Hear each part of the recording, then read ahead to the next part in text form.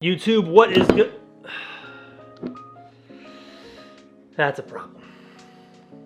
Not really, it was already like this. But today we are talking about manual mode on your camera. This right here. Now, how many times have you heard someone tell you that professionals use manual mode? You should use manual mode all the time. This is one of the biggest lies of photography. In today's video, we are talking about why. So today we're gonna break down why you don't always have to use manual, when you should, when you shouldn't, and why I don't use it all the time anymore, and some mistakes I made for a long time thinking I had to always shoot in manual mode. So let's get into it. Today's video is gonna be a quick tip, kinda, but y'all know how quick tips go on the channel. They're not always quick. Now, first I do want to talk about why manual is actually something that you should use. When should you use manual? I 10 million% think that anyone who first gets their camera and wants to get good at photography should set their camera to manual mode because it teaches you about photography. It teaches you about light, and all the bad photos you're gonna make with your camera in manual essentially force you to learn and get better and figure out how to use your camera properly, how to get your settings in line, and how to essentially use the exposure triangle, which if you don't know what that is, it is the balance between your ISO, your aperture, and your speed. But essentially, you're trying to get the most balanced settings possible, and using your camera in manual mode teaches you how to do that. It teaches you to think, okay, this subject is moving kind of fast, they're walking, so I probably need my speed at 400. And because they're a little farther away, I don't want a shallow depth of field to make sure my focus is good, so I should probably use f8. That means I need to get my ISO to balance with those two settings because they're most important, so maybe I should use ISO 800.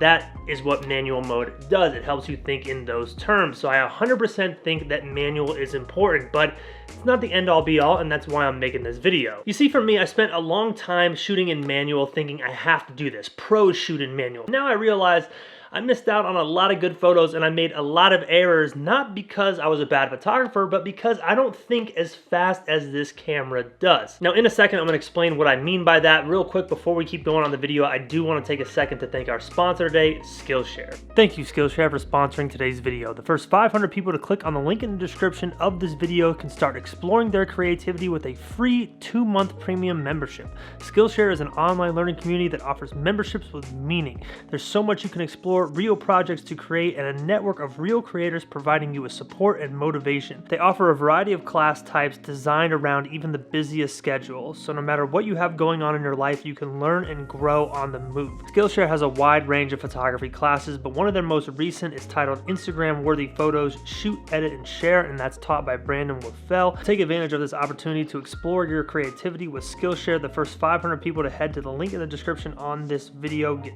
2 months of premium membership for free, and plans start as low as $10 a month. So shout out to Skillshare. Thank you to them for sponsoring today's video. Most of the photography that I do is street photography, lifestyle photography, with the occasional lifestyle type event photography mixed in. So if you're someone watching these videos thinking, yo, you don't do the type of photography I do, Skillshare might be a place for you to learn more. Now, with that being said, those being the types of photography that I do, it goes back to my previous point that I was talking about a second ago. This camera can work faster than my brain in those types of settings. So let's use my street photography as an example. Right now, I use aperture priority mode for street photography, meaning I set my aperture at the beginning of the shoot, usually around f8 if it's daylight, typically 3.5 or lower if it's low light, and then I also just set my ISO and leave it. Usually daylight around ISO 400, at night ISO 1000 to 1600, maybe even higher. So now when I go out and make these street photos, if the lighting conditions change, all I have to do is use the exposure compensation dial if I want to overexpose or underexpose. It's as lighting conditions change, the camera does everything for me. It sets the shutter speed because we are in aperture priority, and all I have to do as the photographer is kind of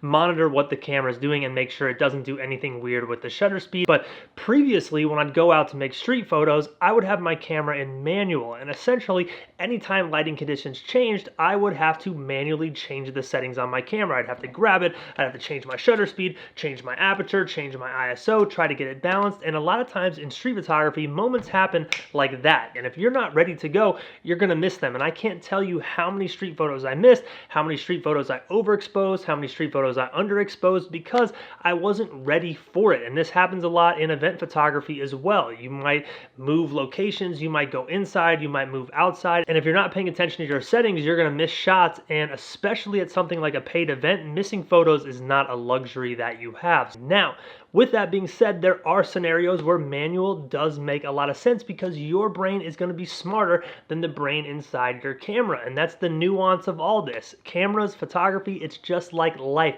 Every situation is different from another, and you have to analyze and assess each situation and figure out what is going to work best, what's my opinion right here. So an example of this is when I was in Utah and I was doing photography of the Milky Way. Typically your camera, if it's in aperture priority mode, is going to want to do your shutter speed like 30 seconds, 25 seconds to capture something like the Milky Way. The problem with that is you as the photographer know if I use 25 seconds, 30 seconds, I'm going to get light trails. So you want to put your camera in manual mode so you can override what the camera is going to do, because you at the end of the day know what's best, and you know that 15 seconds on star photography is going to remove any light trails and get you a more clean image. So the point I'm trying to get at here is the type of photography that you're doing dictates the setting that you're going to want to use. You don't want to have this blanket idea of, oh, I must shoot in manual mode because that makes me a professional.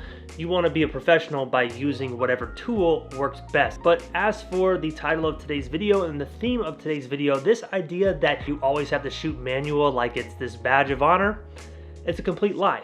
Don't fall for it. I fell for it for years, and now I'm like 6 years into my career, and I'm probably simplifying the process more than I ever have before, and I think I'm making the best photography I've ever made also because of it. So take the time, learn how to use your camera, set it to manual mode, and once you get great with it, once you know exactly what you're doing, figure out what tool and what settings are going to work best for the particular situation that you're in, and don't fall into the trap that you have to use manual all the time, because I honestly think it's one of the biggest lies of photography. So that's what I wanted to talk about today. That is the quick tip, manual mode. Drop some comments with your thoughts. Hit that thumbs up button, subscribe if you are not yet, and I will catch y'all next time.